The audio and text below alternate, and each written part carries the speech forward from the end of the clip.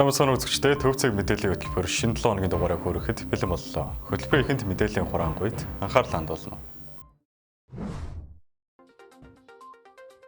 Жанжин Сүхбаатарын Мендэсний 133 жилийн ой тохиож байна. Оюутлогоо 2025 онд зэсийн олборлолтоо 61%-аар өсөжээ. Вакцины аюулгүй байдалд эргэлзсэн ээжүүд төрийн бодлогыг шүүмжиллээ. Израилийн агаарын цохилтын улмаас Газын зурваст 30 орчим хүн амь өргөдөжээ. Ираны дээд өдөрдөгч Америкийн нэгдсэн улсад анхааруулга өгөв. 2026 оны Грэмми шагнал гардуулах ёслол зохион байгуулагдлаа. Эхний мэдээг үргэе. Монгол улсын тусгаар тогтнолын төлөөх 1921 оны ардын хувьсгалын манлайлагчтай нэг их жанжин Дандны Сүхбаатарын Мендэсний 133 жилийн ой өнөөдөр тохиож төр нийгмийн зүтгэлтнүүд түүний хөшөөнд хүндэтгэл үзүүллээ.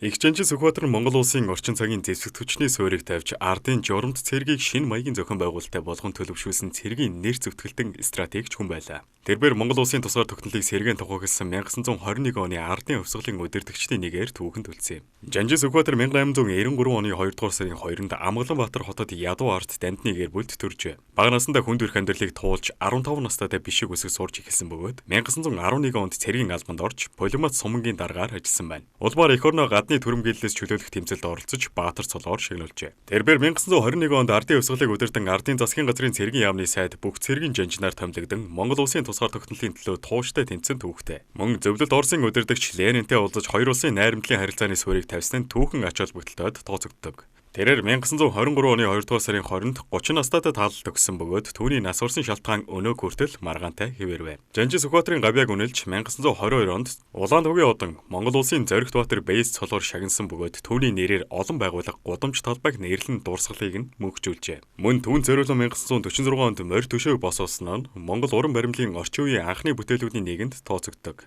Түүний Мендэсний 133 жилийн ойг тохиолдуулан өнөөдөр улсын хурлын дарга Монгол Ардын намын дарга Гучрал, ерөнхий сайд Зандаж болон төр нийгмийн зүтгэлтнүүд Сүхбаатар жанжны хөшөөнд цэцэг өргөж хүндэтгэл илэрхийллээ. Их жанжин Дандны Сүхбаатарын амьдрал тэмцэл нь Монгол улсын тусгаар тогтнол орчин цагийн төр цэргийн байгууллагын суурийг тавьсан түүхэн гавьяа бөгөөд түүний нэр үйл хэрэг өнөөдөр ч монголчуудын оюун санаанд тод үлдсээр байна.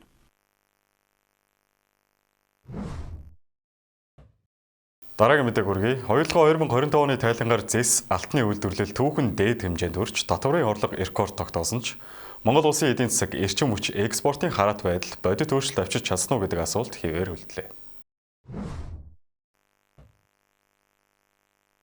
Оюутлогоо компани 2025 онд зэсийн үйлдвэрлэлээ 345 мянган тоннд хүргэснээ зарлаа. Энэ нь тус уурхайн түүхэнд анх удаа 300 мянган тонны босыг давсан үзүүлэлт бөгөөд өмнөх оноос 61%-аар өссөн дүү юм. Тунс компани 2024 онд 215 мянган тонн зэс үйлдвэрлэж 2015-аас 2016 оны дээд амжилтыг эвдэж байсан бол ийхүү 2 жил дараалан рекорд тогтоолоо. Өсөлтийн гол шалтгаан нь гүний уурхай олборлолт бөгөөд хоногийн олборлолт 52 мянган тоннд хүрч шинэ дээд амжилт тогтоосон байна. Мөн 2025 оны 12 дугаар сарын дундаж олборлолт хоногт 42 мянган тонн болж нэмэгдсэн нь жилийн нийт өсөлтөд шууд нөлөөлжээ. Энэ бол техникийн хувьд асар том амжилт. Гэхдээ Монгол улсын эдийн засагт нэг л компани олборлолтын графикаас хэд хамааралтай хэвээр байгааг ч давхар харуулж байна. Зөвхөн ЗЭС бус алтны үйлдвэрлэлч огцом өссөн байна. Оюутлогоо 2025 онд 456 мянган унц алт үйлдвэрсэн нь өмнөх оноос 121%-аар нэмэгдсэн үзүүлэлт юм. Ялангуяа 4-р үйлдвэрлэл алтны үйлдвэрлэл 158.6 мянган унцад хүрсэн эхний хагас жилийн нийт үйлдвэрлэлтэд тэнцэх хэмжээ болжээ. Алтны дэлхийн зах зээлийн үн өндөр байгаа энэ үед энэхүү өсөлт компани орлого Монголд төлөх татварын хэмжээг нэмэгдүүлсэн нь тодорхой. Гэвч алт зэсийн үнийн циклээс Монголын төсөв ингэж хүчтэй хамаарч байгаа нь эрсдэл хэвээр гэдгийг эдийн засагчид сануулсаар байна. Оюутлогоо компани тайланд хугацаанд 2.3 их найт төгрөгийн татвар хураамж бусад төлбөр төлсөн Монгол улсын нэгдсэн төсвийн татрын орлогыг ойролцоогоор 9%-ийг бүрдүүлжээ. Өөрөөр хэлбэл тус компани өдөрт тутамд 6.4 тэрбум төгрөг улсын төсөвт төвлөрүүлсэн гэсэн үг. 2010 оноос хойш нийт дүнг харуул оюутлогын төлсөн татвар төлбөр 14.4 их найт төгрөгт хүрээд байгаа нь 4 жилийн өмнөхөөс 63.6%-аар өссөн үзүүлэлт юм. Эдгээр Тэрбээр тоо цаасан дээр бол гайхалтай. Гэвч иргэдийн өдөр тутмын амьдрал дээр эдийн засгийн дарамт буурч, эрчим хүчний хязгаарлалт арилж, импортын хараат байдал багасна уу гэвэл хариулт нь тодорхой бус хэвээр байна. Оюутлын онцлогийн тусгай зөвшөөрлийг шилжүүлэх асуудлаар засгийн газартай хэлэлцээ хийж байгаа бөгөөд үүнтэй уялдуулан уулын ажлын төлөвлөгөөг хоёр хөлбрээр боловсруулжээ. Нэг нь панел нэгд хүн хүч, техник хэрэгслийг шилжүүлж бүтээн байгуулалтыг сэргээх, нөгөө нь панел хоёрын өмнөд хэсэгт холборлолт эхлүүлэх хөлбөр юм. Эндээс харахад оюутлын ирээдүйн холборлолт зөвхөн зах зээлээс гадна улс төр лицензийн шийдвэрээс шууд хамаарч байна. Энэ нь Монгол улс стратегийн ордоо бүрэн хэмжээнд бодлогоор удирдах чадсан уу гэсэн асуултыг дахин тавьж байна. Оюутлын амжилт Монгол улсад валютын урсгал, төсвийн орлого авчирч байгаа нь маргаангүй. Гэвч бодит байдал дээр Монголын эдийн засаг ганц том хуурхайд хэд найдсан хэвээр байна. Зэсийн экспорт сайн байхад төсөв амьсгаа авдаг, саархад бүх салбар дагаад агшдаг бүтэц өөрчлөгдөөгүй. Ийм нөхцөлд эрчим хүч тасалдаж, үйлдвэрлэл доголдож, бизнесүүд хаалга барьж байгаа нь оюутлын рекордтой зөрчилдөнө. Өөрөөр хэлбэл нэг уурхай дэлхийн түвшинд амжилт гаргаж байхад улсын дотоод систем тэр амжилтыг олон салбарт тарааж чаддаггүй хэвээр байна. Эцэст нь дүгнэхэд зэсийн үйлдвэрлэл 345 мянган тоннд хүрч алт 121%-аар өсөж өдөрт 6.4 тэрбум төгрөгийн татвар төлж байгаа нь оюутлын хувьд түүхэн амжилт. Харин Монгол улсын хувьд энэ амжилт хангалттай олон тулгууртай эдийн засаг болж чадах эсэх нь эргэлзээтэй байна. Хэрэв бидэнд оюутлын шиг хэд хэдэн том төсөл идэвхтэй хайгуул нэмүртэг шингээсэн үйлдвэрүүд байсан бол өнөөдөр цахилгаан тасрах тухай ярихгүй байж мэдэх байлаа. Рекорд тоонууд бахархал төрүүлж болгоч бодлогын хувьд ганц оюутлогод найдахаа болох цаг аль хэдийн иржээ. Сүүлийн мэдээг хүргэе. Дархлаажуулалтын тухай хуулийг эсэргүүцсэн Монгол ээжүүд өнөөдөр үндэсний мэдээллийн төвд мэдээлэл хийж, вакцины аюулгүй байдал, эрүүл мэндийн бодлого, боловсролын чанартай холбоотой шүүмжлэлтэй байр сууриа илэрхийллээ. Тийм учраас аль улсын ямар иргэний ямар удам гений мэдээлэлтэй хүний эд эсэн дээр ургуулсан зүйлийг бидний одоо энэ халуун цустай энэ эзэн Чингис хааны энэ гайхамшигтай хүчрхэг ген рүү шахах гэж улаарч байна гэдэг дээр бид нар маш их одоо хардж байгаа учраас энэ вакцинжуулалтыг зогсоохын тулд Монгол ирчүүд та нар маань ч гэсэн үр удмаа хамгаалаач, ээжүүдтэй бас нэгдээч гэж бас уриалж байна. Засгийн хурлын тойргийн ар хамгаан 3 гишүүнтэй одоо хэлж байсан. Одоо энэ эрүүл дархлаажуулалтын тухай хуулийн 5.1-3-аар ердийн өвчин тооцно гэсэн гэдэг нь болохоор зэрэг вакцинаас болсон үхлийг нөөж байгаа ийм баримт гэж ингэж үзэж байгаа учраас энэ дархлаажуулалтын хуулийг хүчингүй болгохыг шаардаж бид нар эрүүл мэндийн яамд шаардлага өргүүлж байгаа. Ус бүлгийн төлөөлөл ээж намайг авраач сэдвийн хүрээнд мэдээлэл хийхдээ дархлаажуулалтын бодлого хүүхдүүдийн эрүүл мэндэд сөрөг нөлөө үзүүлж байна хэмээн үзэж байгаа онцлсон юм. Тэдний хэлснээр одоогоор хэрэглэгдэж буй зарим вакцин эм бэлэвэл нь хуулиар бүрэн баталгаажсан эсэх нь тодорхойгүй улмаар хуурамч бүтээгдэхүүн байх эрсдэлтэй гэж мэдэгдэв. Мөн татвар төлөгчдийн мөнгөөр шаардлагагүй вакцин худалдан авч хүүхдүүдэд тарьж байна хэмээн шүүмжилж энэ нь төрийн бодлогын алдаа гэж үзэж байгаа илэрхийллээ. Үүнээс гадна тэд вакциныг хүүхдийн хөгжилд хортой Монгол ирчүүдийн генд сөргөөр нөлөөлж болцчгүй гэх агуулгатай байр суурь илэрхийлсэн нь олон нийтийн дунд маргаан дагуулхаар байна. Одоо энэ вакцины цаана бол ерөөсөө бизнес байгаа хгүй юу? Дэлхийн эрүүл мэндийн байгууллага бол маш их ингээд тарих угаалт явуулдаг тийм ээ. Одоо дархлаажуулнаа гэдэг. Тэгээд дархлаажуулдгүй юм байна, өхөлт хүргэдэг юм байна гэдэг одоо ковидын вакцин баталчлаа шүү дээ тийм үстэй. Бид нар өдөр болгон ялангуяа залуучууд бол маш их өвч байна тийм ээ. Эний чинь ингээд ээж хүнийхээ хувьд харахад маш их харамсалтай байгаа шүү дээ тийм ээ. Төр засаг маань хамгаалахгүй байна. За төр засаг байгаа хүмүүс маань ер нь төрийн албанд ажиллаж байгаа эмч эмнэлгийн ажилтнууд маань бол бас бизнес хийх зорилгоор тийм мөнгө аваад вакциныг ингээд хүчээр эцгийн зөвшөөрлгүйгээр ингэж одоо тарих угааж хийж гад бид нар маш их харамсаж байгаа. Мэдээллийн үеэр зөвхөн эрүүл мэндийн салбарыг бос боловсролын салбарын нөхцөл байдлыг ч давхар шүүмжилсэн юм. Тэд багш нар цалингаа нэмүүлэх асуудлаар тэмцэж тодорхой үр дүнд хүрсэн ч боловсролын чанар бодитоор сайжраагүй. Харин хүүхдүүд гар утас цахим хэрэглээнд дунтах, идэвхгүй залхуу болох хандлага нэмэгдэж байгааг дурдлаа. Одоо энэ өөрөн телефоныхны бүх одоо дата матыг авдаг эцэг эхүүд нь хүүхдүүдийнхээ төлөө 5-3 цаас олоход махаа зутаагаа явааж яддаг өөр зээлээ дарах гад хүүхдүүдээ хайсан шүү дээ. Ер нь бодит байдал тийм л байгаа шүү дээ. Тэгэхэд нөгөө хүүхдүүд нь телевизээр донтоод телевизээр үзэж харах юм ажигтай байхгүй утсан донтоод утсан тийм имийг үзчихэд одоо амар үзтэй тэр фэйсбүүкээр чинь шидийн муухай булаа юм явдаг үстэй. Тэрийг үзээд ингээд донтсон хүүхдүүдэд энэ боловсролын ажилтнууд гिचээл заана гинэ. Яаж гिचээл зааж цалингаа нэмүүлэх гээд байгаа. Тэр чанартай байх ёстой шүү дээ. Шалгуур руу зүйлтэнд бол тэр багш нар бол өөрсдөө тэр хүүхдүүдийг байна шүү дээ. Өөрийн хүүхчгээл харж үзэх ёстой шүү дээ. Одоо боо гурилдаад одоо зүгээр тэр алтуурдаал тэр намар сууж байгаа нь өрөөндөө суучаал тэгээд одоо цалингаа нэмүүлнэ. Тэгээд Наранбаяр нь одоо тим ажил зохион байгуулад ингээд үйлдвэрчний тэр юуныхын ч гэсэн ийм ажил зохион байгуулж байгаа. Энэ багш нарын цалинг нэмэх юм бол багш нар тэр оюу толгой дээр очиж суултаа хий. Түүнчлэн эрүүл мэндийн байгууллагууд иргэдэд хангалттай ойлгомжтой мэдээлэл өгдөггүй, вакцины хор нөлөө эрсдлийн талаар нээлттэй тайлбарладаггүй гэж буруутгасан юм. Гэвч дархлаажуулалт нь халдвар төвчнөөс үржин сэргийлэх дэлхийн нийтийн түвшинд хэрэгждэг бодлого бөгөөд аюулгүй байдал үр нөлөөг олон шатны судалгаа хяналтаар баталгаажуулдаг. Иймд вакцинтай холбоотой ностой мэдээлэл болгоомжлолууд нь албан ёсны шинжлэх ухааны үндэслэл баталгаатай их сурвалжаар нотлогдох шаардлагатай гэдгийг мэрэгчлэтнүүд онцолдог. Эцэст нөгөөж хэлэхэд Монгол ээжүүдийн гаргасан байр суурь нь төрийн бодлого, ялангуяа дархлаажуулалтын асуудал иргэд итгэл алдрах хандлага байгааг харуулж байна. Нөгөө талд эрүүл мэнд боловсролын салбар дахь бодит асуудлыг олон нийтийн айдас нотлогдоогүй мэдээлэлтэй хутгах нь нийгэмд төөрөгдөл үүсгэх эрсдэлтэй. Тиймээс ийм маргаантай сэдвүүдэд баримт шинжлэх ухаан суурилсан тайлбар ил тод харилцаа урьд удаас илүү чухал болж байна.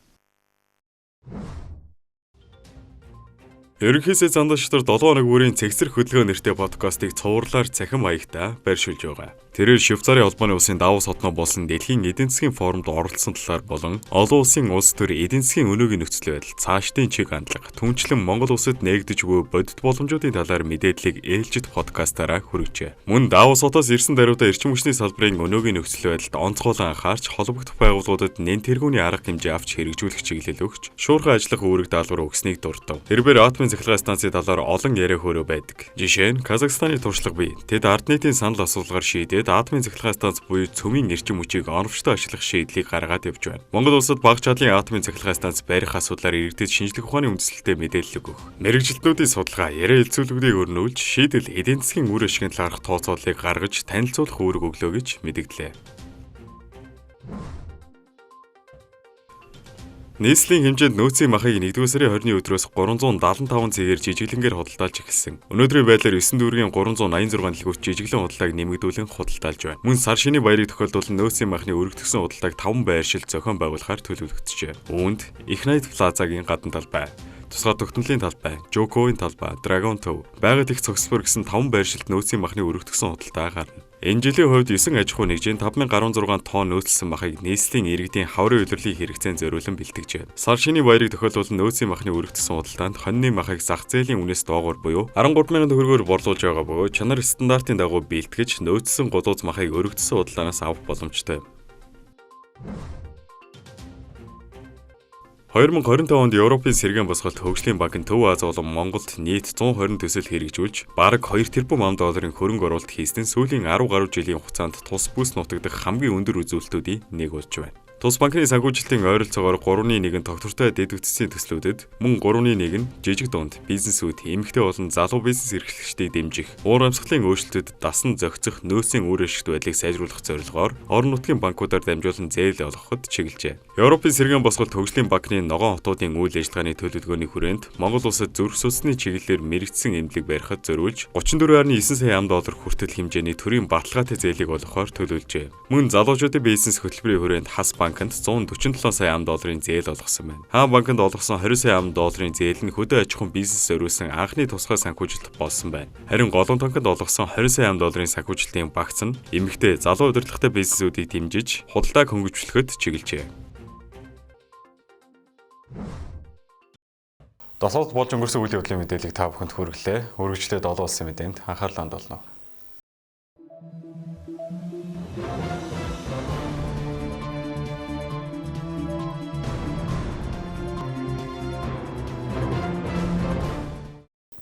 Үзэгч та бүхэнд орой мэндийг хүргэе. Төвцөн мэдээллийн хөтөлбөр олон улсын мэдээгээр үргэлжилж байна. За өнгөрсөн амралтын өдрөөр Израилийн армийн Газын зурагт төгссөн агаарын цохилтын улмаас 30 орчим хүн амьд байна. Тодорхойлбол өнгөрсөн бям гарагт Газын зурвсын хан Юнис хотод төгссөн Израилийн агаарын цохилтын улмаас 30 орчим хүн амиа алдсан нь сүүлийн 2 сарын хугацаанд нэг өдөрт хамгийн олон хүн амиа алдсан тохиолдол боллоо. Түүнчлэн 30 хүн шархтсны дотор 6 хүүхэд багтжээ. Хэдийгээр Израиль Хамасын хооронд байгуулсан Газын зурвас гал зогсоох хэлэлцээр өнгөрсөн оны 10 дугаар сараас хойш хэрэгжиж эхэлсэн ч Израилийн арим Газын зурвас цохилтоо өргөжлүүлж хүний амнаас өргөцсөөр байгаа бөгөөд хэлэлцээр байгуулснаас хойш Газын зурваст амиа алдагчдын тоо 500-д хүрчээ. Харин 2023 оны 10 дугаар сарын 7-оос хойш гал зогсоох хүртэл үргэлжилсэн Хамас Израилийн дайнд Палестины 70,000 орчим иргэн амиа алдсныг Израиль улс хүлээн зөвшөөрөөд байгаа бөгөөд энэ нь сургуу болсон хүмүүсийг багтааж оруулаагүй тоо юм а.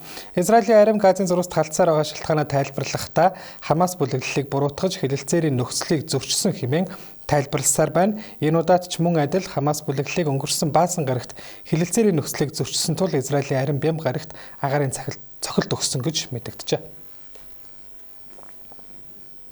Дараагийн мэдээ хүргэе. Америк нэгдсэн улс Иран улсад халдвал бүхэл бүтэн бүс нутгийн хэмжээнд томоохон дайн эхэлнэ гэж Ираны дээд удирдагч Аятолла Али Хаменей мэдэгдсэн байна. За сүүлийн 37 жилийн турш Иран улсыг захирсан өдгөө 86 настай шашны тэргүүн Ираны дээд удирдагч Ням гарагт нийслэл Тегеран хотын төвд олон нийтэд уулзах үеийнхүү Америк нэгдсэн улсад хатуу анхааруулга өгч Иран Америк нэгдсэн улсын ойролцоох цэргийн хүчнээс айхгүй байна гэдгийг мэдгджээ. Аятолла Али Хаменей сүүлийн үед Америк нэгдсэн улс сөнөөгч онгоц, нисэх онгоц тээвэрлэгч хөлөг онгоцуудаа Ирантай ойрох дорнодын бүсэд төвлөрүүлэн байршуулж дайны талаарх мэдээлэл хийж байгаад чиглүүлсэн хариу мэдээллийг хийхдээ бид дайныг өдөөгч болохгүй ямар ч улс руу дайрах бодолгүй. Гэхдээ Иран үндэстэн биднийг довтлох эсвэл дарамтлах альва хүчний эсрэг хүчтэй хариу арга хэмжээ авах нь гарцаагүй юм гэж. Мөн тэрээр Иран улсын асар их газрын тус байгалийн хийн нөөцийг Америк нэгдсэн улс залхихыг хүсэж байгаа талаар хэлж, Иран саяхан болж өнгөрсөн олон нийтийн эсэргүүцлийн хөдөлгөөнийг гадаадаас дэмжлэхтэй төрийн эргэлттэй төстэй байсан гэдгийг онцолжээ. За Хаменейгийн Америк нэгдсэн улсад өгсөн дээрх анхааруулгын талаар Дональд Трампаас тодруулахад тэрээр мэдээж тэр ингэж хэлэх нь аргагүй. Гэхдээ бид гэрээ байгуулж чадна гэж бодож байна. Бид гэрээ хэлэлцээ тохиролцоонд хүрэхийг хүсэж байна. Цөмийн зэвсэггүй болох тохиролцоонд бид хүрч болно. За тэд үүнийг хийх ёстой. Гэхдээ хийх эсхийг нь бол би мэдэхгүй. Хэрвээ гэрээ байгуулахгүй бол түүний ярьсан зүйл үнийн эсхийг бид шалгах болно гэж хариулсан байна. За Америк нэгдсэн улсын зүгээс Ирантай хийх хэлэлцээ нь уран баяжуулахыг хориглох, өмнө нь баяжуулсан ураныг хураах, Асын тусгалтай буужинд хязгаарлалт хийх, бүс нутагт болж байгаа сөргөлдөөнд оролцогчдыг дэмжихээс татгалзах зэрэг нөхцлүүдийг багтаах ёстой гэж үзэж байгаа бол Иран эдгээр нөхцлүүдийг хүлээж авахгүй гэдгийг мэдгдсэн юм а. Ираны гадаад иргэн сайд Аббас Арагчи мөн Иран Америк нэгдсэн улстай цөмийн асуудлаар гэрээ байгуулж чадна гэдэгт итгэлтэй байна. Гэхдээ Америкийн тал Иранд урт хугацаагаар тавьсан хоригуудаа цуцлахыг бид хүсэж байна. Түүнчлэн Ираны цөмийн эрчим хүчийг инх тайвны зорилгоор ашиглах хүрээнд уран баяжуулалтаа өргөжлүүлэх эрхийг хүндэтгэх ёстойг анхааруулж байна хэмээн Ням гарагт мэдгдсэн байна. Сүүлийн мэдээ хүргэе. Дуу хөгжмийн салбарын оны шилдэгүүдийг тодруулдаг Грэмми шагнал гардуулах ёслолын арга хэмжээ Ням гарагт Лос Анжелес хотын Crypto.com Arena хэмээх зохицолборт зохион байгуулагдлаа. За 68 дахь удаагийн Грэмми шагнал гардуулах арга хэмжээг Өмнөд Африкийн комедиан Тревор Ноа 6 дахь жилээ дараалан хөтлсөн бөгөөд тэрээр тус наадмыг сүүлчийн удаа хөтлж байгаа мэдэгджээ. Ёслолын арга хэмжээг нээж дуучин Розе Бруно Марс нар Апат дууга тайзан дээр тоглож төлөвлөсөн бол наадмын үеэр мөн дуучин Сабрина Карпентер, Леди Гага, Джастин Бибер, Пост Малон зэрэг олон хамтлаг дуучид уран бүтээлээ хүргэсэн байна. Ингээд энэ жилийн Грэмми наадмын гол шагналтуудыг танилцуулъя. Оны шилдэг цомгоор дуучин Bad Bunny, Debbie Tirar Mas Photos хэмээх цомгоороо. За оны шилдэг дуу бичлэгээр Kendrick Lamar SZA нарын хамтарсан Luther хэмээх дуу. Оны шилдэг дуугаар Billie Eilish-ийн Wild Flower дуу. Оны шилдэг pop цомгоор Lady Gaga-гийн Mayhem цомог. Оны шилдэг rock цомгоор Turnstile хамтлагийн Never Enough цомог. Оны шилдэг rock тоглолт үзүүлбэр төрөлд Youngblood Changes дуугаараа. За оны шилдэг dance electronic цомгоор FKA Twigs-ийн Yusexual цомог. Оны шилдэг кинон зориулж бичсэн дуугаар K-pop Demon Hunters киноны Golden хэмээх дуу. За оны шилдэг шин залуу уран бүтээлчээр дуучин Olivia Dean. Оны шилдэг видео клипээр рэпер Doechii-гийн Anxiety клип тус шагнал хүртсэн байна. За энэ жил нийтдээ 95 төрөлд шагнал гардуулсны дотор 2 шин төрөл нэмэгдсэн нь шилдэг уламжлалт кантри урсгалын цомог болон шилдэг цомгийн нүүр зураг хэмээх төрлүүд байлаа. За мөн Холливуудын алдарт найруулагч Стивен Спилберг Music by John Williams хэмээх киногоороо шилдэг хөгжмийн кино төрөлд Грэмми шагнал хүртснээр EGOT буюу Emmy, Grammy, Oscar, Tony гэсэн телевиз, дуу, хөгжим, кино болон театрын салбарын хамгийн том 4 шагналыг хүртсэн 100 хэдэн хүний нэг болоод байна. Үзэгч та бүхэндээ олон улсын мэдээ хүргэлэн анхаарлаа хандуулсанд баярлалаа.